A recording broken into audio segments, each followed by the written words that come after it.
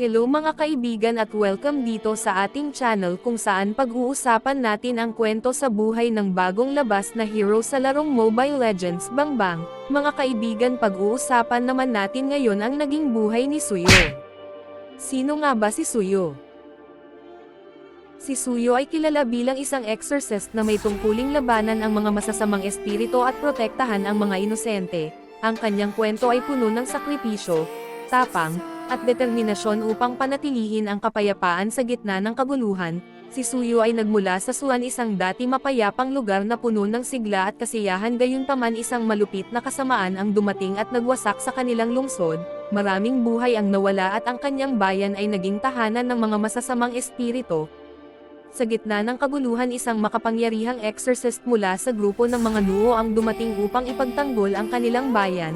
Siya ang naging tagapagligtas ni Suyo at ito ang nagtulak sa kanya upang sundan ang yapak ng kanyang tagapagligtas. Ang mga exorcist ng Nuo ay kilala sa kanilang paggamit ng mga sagradong kagamitan tulad ng mga maskara at espada upang labanan ang kasamaan. Matapos masaksihan ang kapangyarihan ng exorcist na nagligtas sa kanya, nagpasya si Suyo na maging isang exorcist din. Sa kanyang pagsasanay, natutunan niya ang maraming sinaunang kasanayan at pamamaraan upang makontrol at talunin ang mga masasamang puwersa bilang isang exorcist. Dala ni Suyo ang Nuo Mask at Nuo Blade, mga sagradong kagamitan na nagbibigay sa kanya ng kapangyarihan. Ang maskara ay sumisimbolo sa kanyang tungkulin bilang isang mandirigma ng liwanag, samantalang ang kanyang espada ay nagbibigay sa kanya ng kakayahang makipaglaban sa mga masasamang nilalang.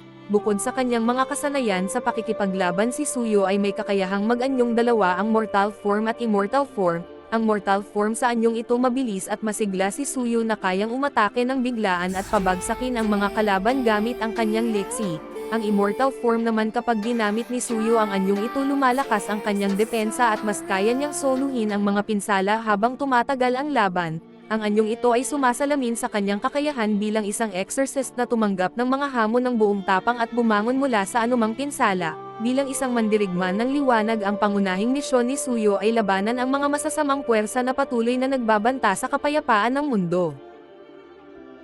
Siya ay naglalakbay sa iba't ibang lugar upang protektahan ang mga inosente at pauksain ang mga nilalang na nagdudulot ng kasamaan sa bawat laban. Dala ni Suyo ang alaala ng kanyang bayan at ng exorcist na nagligtas sa kanya, na nagbibigay sa kanya ng lakas at determinasyon na ipagpatuloy ang kanyang misyon. Ang kanyang Nuo Mask at Nuo Blade ay hindi lamang mga kasangkapan sa pakikipaglaban kundi mga simbolo ng kanyang pagkakakilanlan bilang isang tagapagligtas. Ang mga Nuo Maskara ay sagradong kagamitan na ginagamit ng mga exorcist upang kumonekta sa mga espiritu ng kanilang mga ninuno na nagbibigay sa kanila ng gabay at proteksyon sa kanilang mga laban.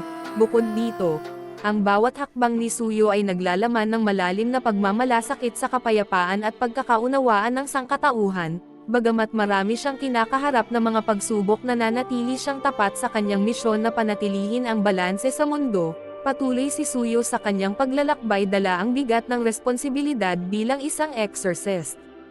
Ang kanyang pagsusumikap na labanan anong masasamang espiritu ay hindi lamang tungkol sa pisikal na laban kundi isang espiritual na misyon na protektahan ang mundo mula sa mga puwersa ng kadiliman.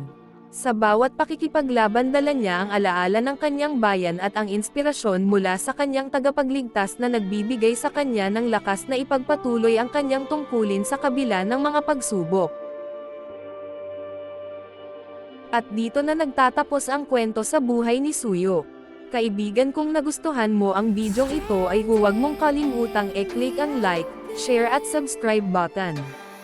Pero bago ko tapusin ang bidyong ito ay nais kong magpasalamat sa mga taong patuloy na sumusuporta at nagmamahal sa aking channel. Maraming salamat kaibigan. Hanggang sa muli at paalam.